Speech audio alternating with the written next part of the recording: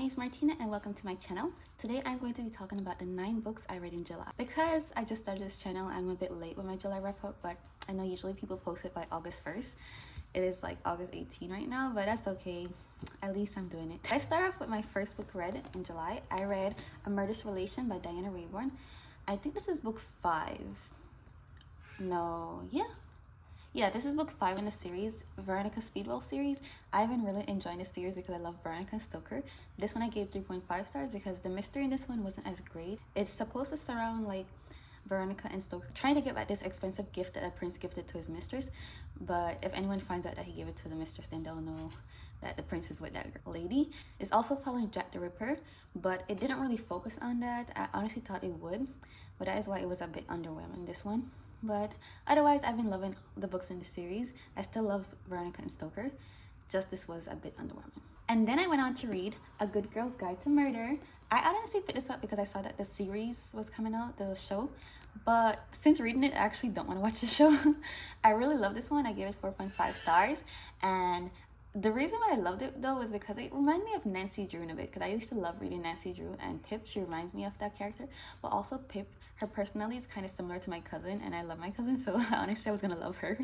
Yeah, the mystery in this one was really great. I didn't see the twists and turns at all, but honestly I'm not a mystery reader at the same time, so maybe it was easy to other people, but it wasn't to me. Then I went on to read The Tropic of Serpents. It's in the Lady Trent series. I think it's called A Memoir by Lady Trent. Yeah, this one I gave it 3.25 stars. I didn't love it as much as the first book. I was really interested in that book because of the title. I was like, oh, dragons, I love dragons, so obviously I read that book. I gave it 4.5 stars, and I think I read it in December. I really loved that one, but this was a bit underwhelming because it didn't have the same vibes as the first book. I don't know, something was very different in this one, so I didn't love it as much. But I still want to read the next books because I love Lady Trent, like her personality, and I love the characters that she's like around as well. And based on what she said in this book, I think I'm gonna love the next one more because she's gonna go on this big wild world exploration around the world to find like these different types of dragons. So I'm interested in the next book for that reason. And also I think there's gonna be like a future romance in here, so I'm interested in that. I always love a good romance in a fantasy setting. And then I went on to read Good Girl Bad Blood. I continued the Good Girl's Guide to Murder series, and this one I gave the same 4.5 star rating because I just love it as much as the first one. It's so great. The mystery in this one was just as good, and the tension, ooh, it's so good. I honestly didn't know who to trust. But yeah, I really love this one as well. It continues on with the audiobook being great, and I really love the podcast element in this one. I think the audiobook for this series is really good. I did read along with the audio because I do that. I like to read physically and listen, but for this series I mainly listen because it was just so good and just it felt very interactive. That's why I love this series. Then I went on to read one of my faves of this year, that is Yumi and the Nightmare Painter. Honestly, this was a predicted 5 stars, and I was so right to predict it as a 5-star read because it just had this concept to it that I just was invested in, like a nightmare painter. What is that? And upon reading it, it was cool. The way like painter, he has to like paint these certain images to make a nightmare turn back into something harmless. I really love that aspect, that magical aspect of this book. And also I really like the dynamic between Yumi and Painter. Like they have to do each other's jobs. Do you know that concept where you have like a body swap, but it's kind of a spin on a body swap? That was what we have in Yumi and the Nightmare Painter. I really didn't know going into it what I was gonna get, but I did know I liked the idea of a nightmare painter, and upon reading it, I love it. And I love the art in the ebook, so I really want to own the physical book because it was so beautiful. Yumi and Painter, like their scenes together, and just the world Yumi was in was just so beautiful. I just really love this book. It like the descriptions and everything, so great.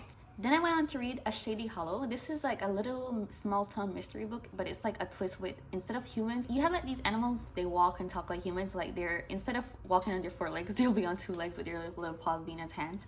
So yeah, I think the main character was a fox. So Shady Hollow, you're just following Fox, the fox detective, as she's trying to solve the mystery of who killed Toad. And honestly, Toad, no one really likes him because he's like very grumpy and like one of those neighbors that is always in your business. I gave this one 3.5 stars because I just found it to be like very simple and like cozy vibes, but I also think I read it in the wrong time. It fits more for fall, so I want to continue the series but in fall time. Then I went on to read The 7-Year Slip by Ashley Poston. I've been seeing this book around because it's very popular on Book Talk and BookTube, but I didn't know if I would love it because it seems more on the sad side. Like the books she writes, for some reason, the concept of them don't seem like they could ever be happy, like in the end. So yeah, like the 7 year slip, you have a girl that moves into her aunt's apartment and meets this guy that's 7 years in the past. Well, she's 7 years in the future, well, in the present for her. And you know, it's a romance book, so what do you expect to happen there? Like I was like, it's gonna be sad, and I don't like sad books. So but honestly, it surprised me. Like the topics covered in here, they had me really emotional, and because of that, I connected with the characters way more than I expected, and I really enjoyed the 7 year slip. I give it 4 stars. I was not disappointed by the ending at all. It was really good.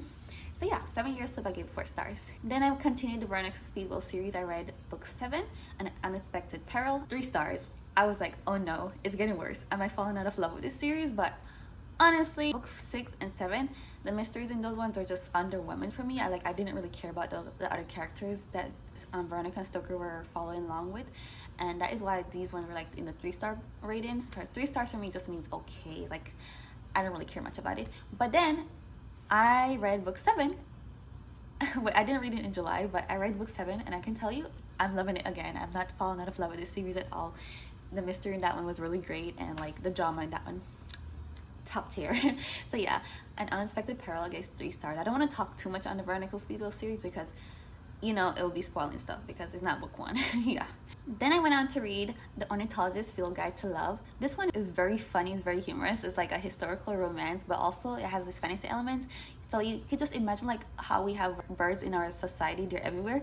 But the birds in this world, they're like very dangerous and they have magical abilities. Like they will not try to hurt you, but like the fact that they have like magical elements to them, they will harm you even if they're not trying to. Like I think there's a bird that is like flames all over his body if he gets too frustrated or something. I think there's one that also explodes, like it will explode. Yeah, so it's very dangerous, magical birds. And these professors in this world, they're hunting them. So it's following 2 professors that are competing in this competition that will give them huge prize money and also tenure as professors, and they really want that. So you have the guy and the girl competing. I forgot his name, to be honest, but the girl is very shy and like very polite, but not in a way that she wants to be polite. She's just being polite so that no one else will be like rude to her, you know. But I like how cutthroat everyone was in this. They were very openly cutthroat, and that was just so funny the way they did it. They'll like manipulate you in ways so that they would be the one to get the next bird. So like they're manipulating each other. But the 2 professors in this one, they're also falling in love, especially the guy. He's like die hard falling in love with the main girl. So yeah, I really loved it because it was just so funny. And the twist on some of the romance tropes in this one, like the 1 bed trope, you have like a literally too much bed trope in this one. Like there were so many beds, they didn't know which one to sleep on. Like imagine that.